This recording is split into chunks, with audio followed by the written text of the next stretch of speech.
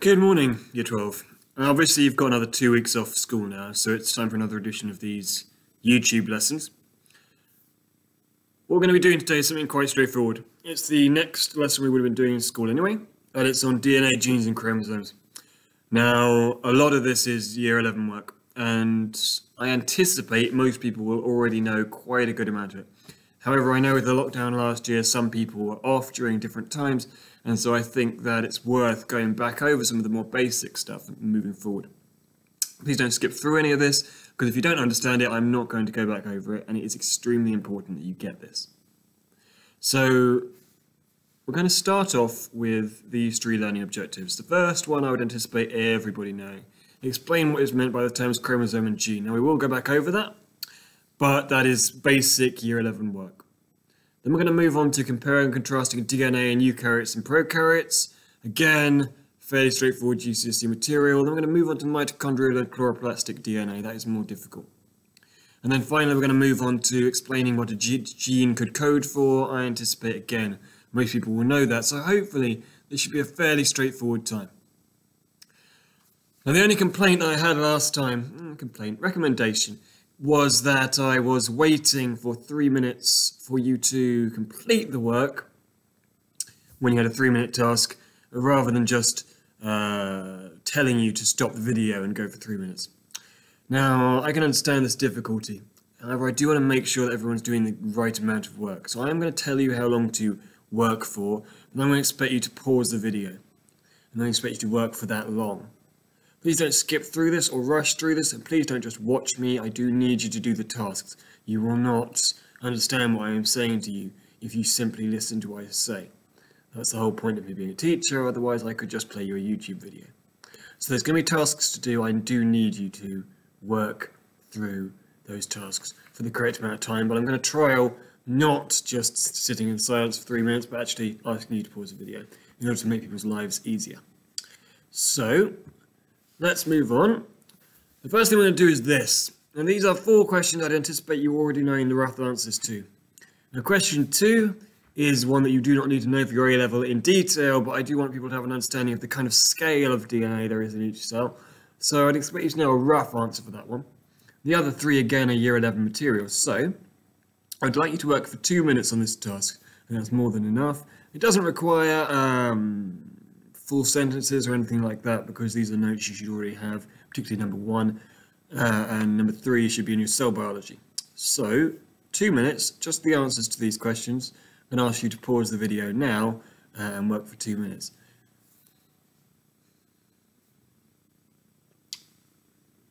So hopefully you did that. Now, describe the structure of DNA in detail is a very long question. In reality, that would be more like a 4-marker in tests, so how much you got down would depend on you. You should definitely understand that it has a backbone, which is made of phosphate groups and deoxyribose sugars.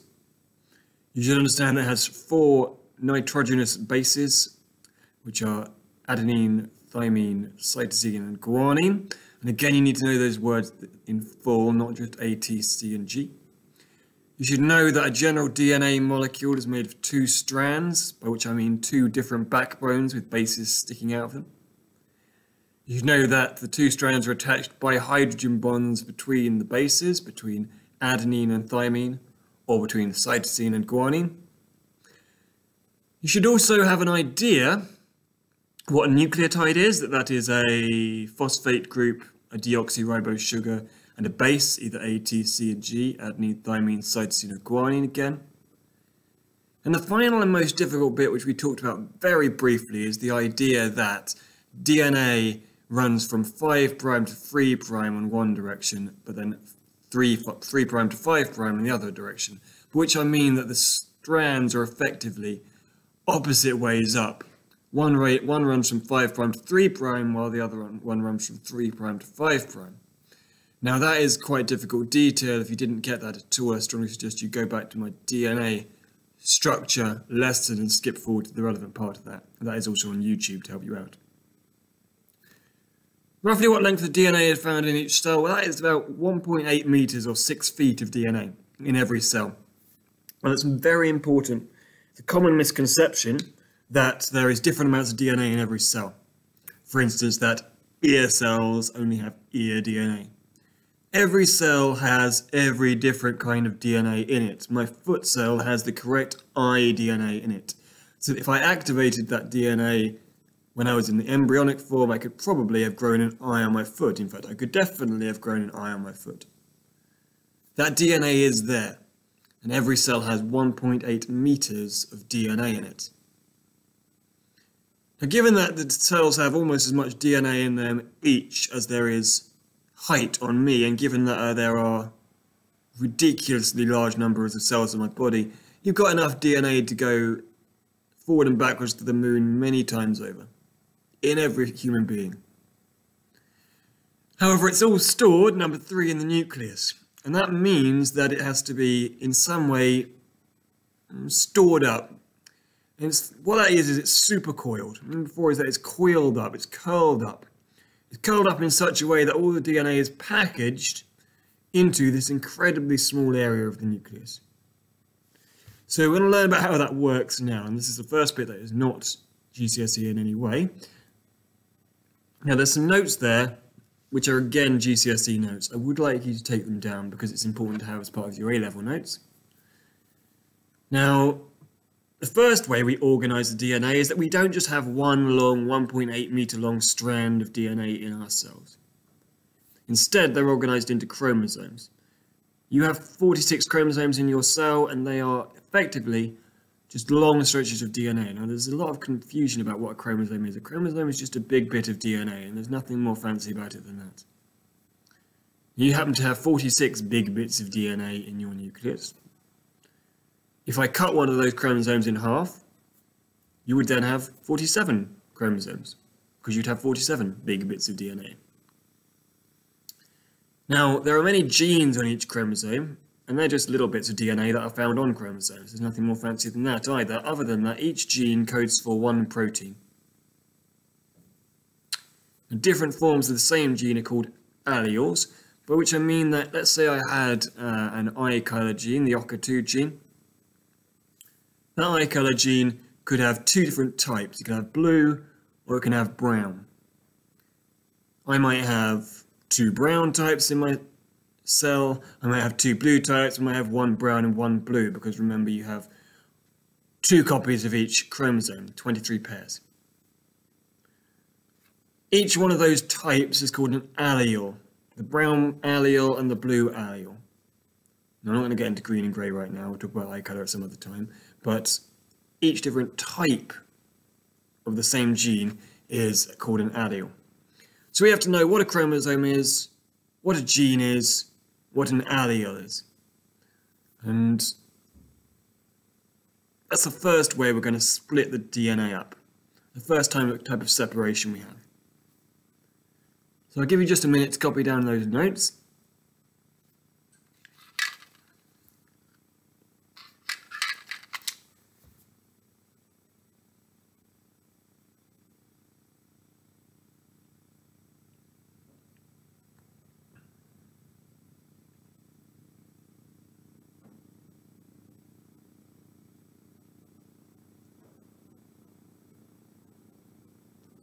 Right, hopefully that's enough time given you should have been writing while I was talking previously.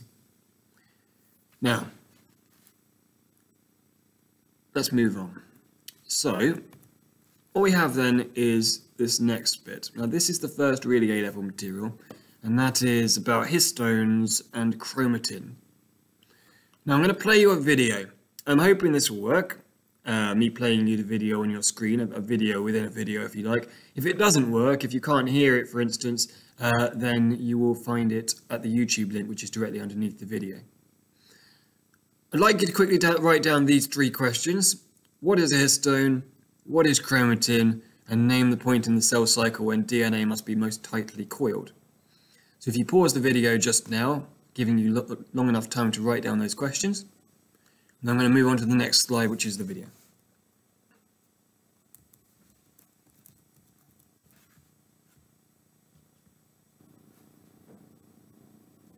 In this animation, we'll see the remarkable way our DNA is tightly packed up so that 6 feet of this long molecule fits into the microscopic nucleus of every cell. The process starts when DNA is wrapped around special protein molecules called histones. The combined loop of DNA and protein is called a nucleosome.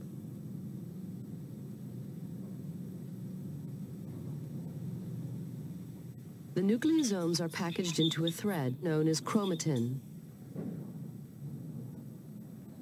This fiber is then looped and further packaged using other proteins which are not shown here.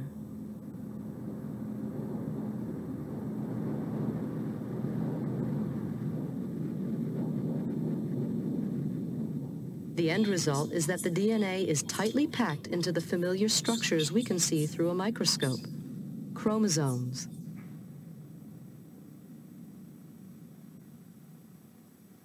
Chromosomes are not always present. They form around the time cells divide when the two copies of the cell's DNA need to be separated.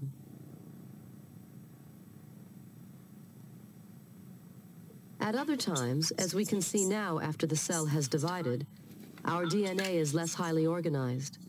It is still wrapped up around the histones, but not coiled into chromosomes. So as I say, if you're not able to hear that for any reason, the link is on the screen, and I'll try to remember to put it in the description of this video as well. Hopefully that explained quite nicely what those different parts of the cell were called. Now let's have a look at these questions we're supposed to be answering. The first was, what is a histone? Hopefully you should all have understood that a histone is a protein around which DNA is wrapped. Think of it, if you like textiles, like the bobbin around which threads are wrapped. Now if you unwind that, you have a ridiculously long amount of thread on each bobbin. But when you coil it around that bobbin, the plastic bit in the middle of the thread in a sewing machine, you can coil all that up into a much smaller, shorter thing. Now it's much fatter than it would be. Obviously a bobbin is much wider than a piece of string, but it's also much less long and much easier to store in small spaces. That's exactly like DNA. When you wrap the DNA around a histone, it makes the DNA much shorter and much fatter. Well, because the DNA is already extraordinarily thin, ridiculously thin, making it fatter is less of an issue, and it's actually going to make it much easier to store. Chromatin is effectively a long chain of these histones, which are then wrapped around each other again to coil it up even more tightly. So it's a long section of DNA wrapped around histones. The definition of chromatin, a long section of DNA wrapped around histones. And the point in the cell cycle when DNA must be most tightly coiled is mitosis. Mitosis. Now during the rest of that time it's pretty uncoiled, it's pretty non-condensed.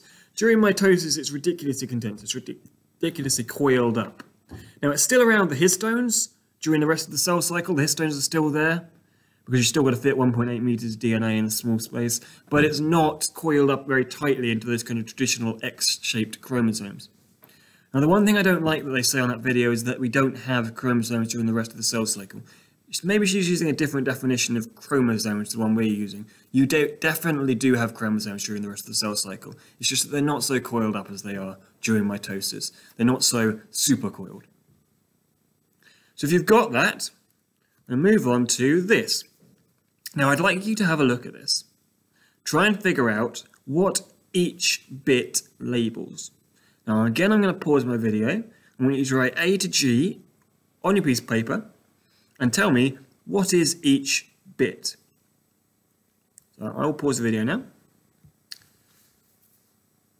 So hopefully you did that as well. Now A is the only one that could cause some confusion. You could just call it DNA. Because it's boxes of DNA, I'm calling that a small section of DNA, I'm calling that a gene.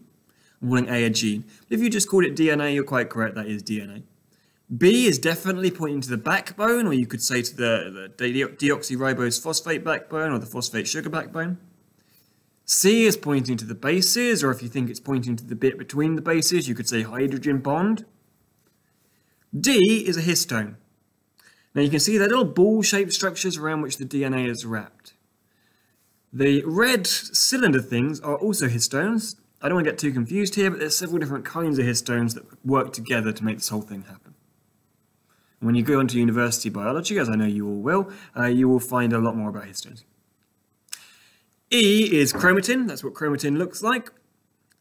F is, excuse me, again there's some confusion here. I'm going to call that a chromosome and G a homologous pair of chromosomes. But if you wanted to call F a chromatid because you thought it was one arm of the chromosomes and you wanted to say that G are chromosomes, then that's fine too. And this is something people do get confused about, the difference between a chromatin and a chromatid. Chromatin is that structure which is E, it's that DNA wrapped around histones bit. You'll often see the word chromatid with a D, in your textbooks as well. A chromatid is just one arm of that X. So you've got two chromatids here to make up an X. Now I don't want to get into that too much. You don't actually need to know the word chromatid for your A-level.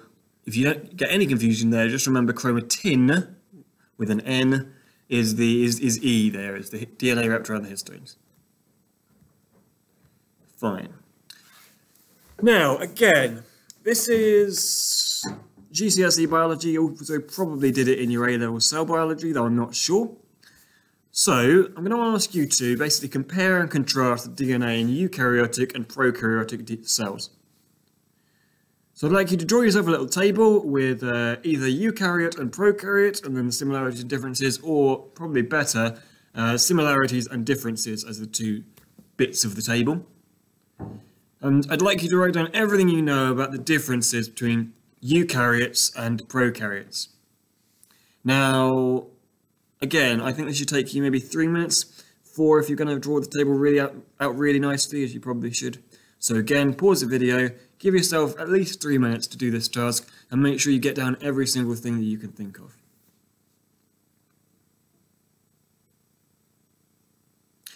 Right, so the answers to this. Now, here is your nice table. The first thing to note is that eukaryotic cells have lots and lots and lots of chromosomes. We have 46 in our cells. That's not the maximum. There's some that have some organisms that have many more. Prokaryotes only have one chromosome, ever. That chromosome is also circular, whereas ours are linear. We have histones because we have an enormous amount more DNA than prokaryotes, and so we have to wrap up our DNA. Prokaryotes actually don't have histones. That's not something I would have expected you to know in advance, so you need to add that to your table. They do condense their DNA, they do wrap it up a little bit, but it's condensed into a region called the nucleoid. Now the nucleoid region is just a bit of the bacterium, a bit of the prokaryote, where the DNA is stored. We have a nucleus, nuclear membrane. Prokaryotes do not. We have some DNA stored in mitochondria and chloroplasts, and again, hopefully you remember that from your cell biology, whereas, of course, maybe not of course, hopefully of course, prokaryotes don't have mitochondria or chloroplasts. The one thing bacteria do have, prokaryotes do have, that we do not have is plasmids. Now the difference between a chromosome and a plasmid is just size. Plasmids are very small, little bits of DNA. They tend to be things that a bacterial cell could live without, but are useful for survival. Things like antibiotic resistance is kind of your classic thing you will find on a plasmid. You don't need it to survive, but it can be useful. We don't have any plasmids. All of our DNA is stored in our chromosomes. So make sure you've got all that down. If you haven't got any of that down, do add it in. It's a very classic question. Now, we're going to move on to the final bit for this lesson, which is again new A-level material.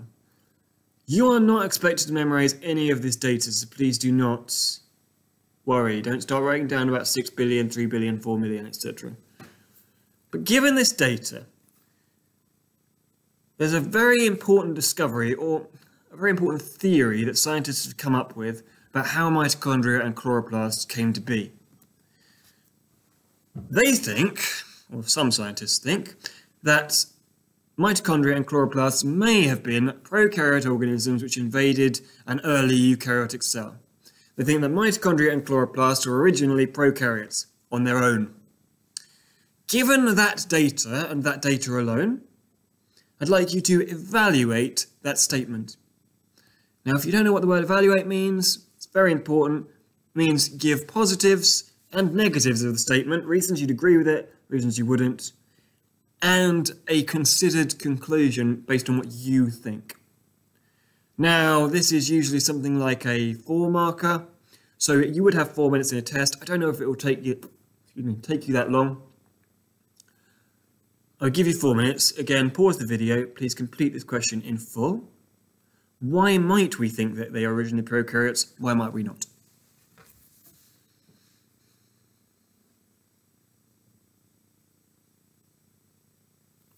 Right. So, this is a really important theory. It's called the endosymbiont theory. Now, the endosymbiont just means inside, something that lives inside together. So, this is the theory that mitochondria and chloroplasts actually were prokaryotes that came to live inside eukaryotes, and we'll talk about how that could have happened later on. Reasons why we might think this, positives to it. Well, mitochondria and chloroplasts have circular DNA. Bacteria also have circular DNA. That is a positive. Mitochondria and chloroplasts are the exact same size as prokaryotes. They're exact same size as bacteria. Again, that suggests that they may be related to bacteria. Reasons why you might not agree is that they have completely different amounts of DNA. Clearly, 16,000 base pairs is not enough for an organism to survive in the outside world. So mitochondria could not survive on their own. That might suggest to somebody that they were not in fact prokaryotes, because if they were prokaryotes, they might have something more like the 4 million base pairs that most bacteria have. Going to talk about why that's not an issue in a second, but you should have 2 positive, which are the size and the circular DNA, 1 negative, which is the amount of DNA, and then a considered conclusion, and that will do you fine for your evaluation. You would get 4 marks. Now, the endosymbiont theory works like this. One day, along comes a eukaryote. That's the green cell there. Eukaryotes are much bigger than prokaryotes, the blue cell. Now, a lot of eukaryotes, a lot of cells, in fact, are carnivorous. They eat other cells. So there are lots of bacteria that digest other bacteria. And in this case, we're looking at this green cell trying to digest this blue cell. He's going about his business. He absorbs the blue cell, a bit like phagocytosis, you might remember from immunity in year 10. He absorbs it, he takes it in, he'd usually digest it, but something goes wrong. There's a mutation somewhere. And so the blue cell is not digested. In fact, it gets stuck inside the green cell forever, wrapped up inside a vesicle. So that blue cell is now stuck inside the green cell. In actual fact, this is a benefit, particularly for the blue cell. The blue cell, which is the prokaryote, is stuck in the cytoplasm. The cytoplasm is full of nutrients. So the blue cell is sitting pretty, it's very happy. It thought it was going to be digested, it thought its time had come, but instead what is happening is it's now in this lovely nutrient-filled cytoplasm. It thinks, job's done, that's nice. The green cell actually gets a marginal benefit too. Whenever a cell is carrying out any cell process, small amounts of the product will be wasted. They'll be accidentally released into the environment. So the blue cell is busy doing respiration, like all living things. Every now and then, a little bit of ATP is released into the environment. And so the green cell is getting a slight increase in the amount of ATP that it has. That's very useful for the green cell because it means it has to do less respiration of its own. So they both benefit. What that means is that this green cell, maybe it survives longer, maybe it has more offspring. Either way, in the next generation, there are more of these mutated green and blue cells living together. And they then spread. And what will happen over time due to natural selection is that those blue cells that release more ATP will enable the green cell to survive better. So over millions and millions of years, the blue cells will start releasing more and more and more ATP. Those green cells, which provide best nutrition to the blue cells, which keep the blue cells alive the best, will survive better as well, and so they will provide more nutrition for the mitochondria. And so over the course of millions, perhaps hundreds of millions, perhaps even billions of years, they get more and more and more efficient at this kind of symbiotic relationship where the mitochondria, which is what the blue cell now is releasing large amounts of ATP. The green cell is providing all the nutrition the mitochondria needs. Now, because the mitochondria does not require it's making its own nutrients anymore or absorbing any nutrients of its own, it doesn't need the DNA that is required to make that happen. And so over time, by random mutations, random mistakes during replication, that DNA will be lost. Because the blue cell isn't harmed when that DNA is lost, eventually it will just not have that DNA in it. So it will maintain the DNA for making ATP, but it will lose all the other DNA. Now that's mitochondria. It's exactly the same thing with chloroplasts. One day a cell comes along and absorbs a photosynthetic prokaryote, and the same thing happens. Now, if you didn't follow that particularly well, have a look at what's on the screen, and that's all I need you to know. That one day you have two independent cells, one engulfs the other, they both benefit, and that's then passed on to the next generation. I do find sometimes people getting stressed about this. I don't want you to. Just, if you don't understand it, just learn the 5 points. If you have any questions, contact me on Teams, and I will be able to answer them. Make sure you get those notes down. In fact, I think it will be helpful for you to have that diagram as well.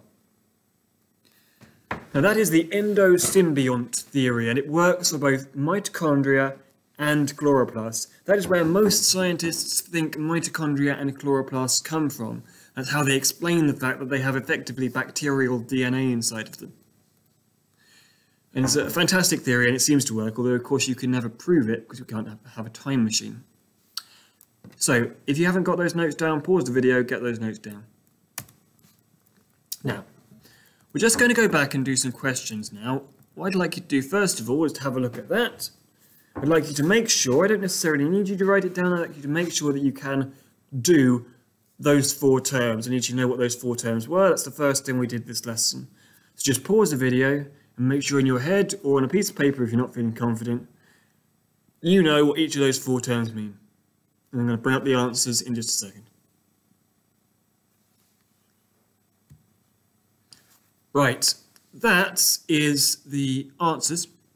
So the genome, isn't it not necessarily something we talked about earlier, to be fair. We do need to know that term. It's all the genetic information in an organism. Again, it's GCSE, but I seem to think we didn't actually answer that one earlier. A chromosome is a long strand of DNA. A gene codes for is a section of DNA that codes for a protein. I actually don't want to focus too much on that fancy definition. It's a section of DNA that codes for a protein for now. And an allele is a different form of a gene, each allele coding for slightly different polypeptides. And then the final bit I want to do is this 4-mark question. What do you think would be the marks for this exam question? I'd just like you to bullet point it because, to be honest, you've already got your notes down. So it's a 4-minute question. Whether it will take you that long, I doubt. Have 4 minutes and just pause the video again. So the answers here. The first mark is for saying that mitochondria and chloroplasts are evolved from or were originally prokaryotes. The second mark is for saying that they were engulfed by another cell. The third mark is that both cells benefited from this.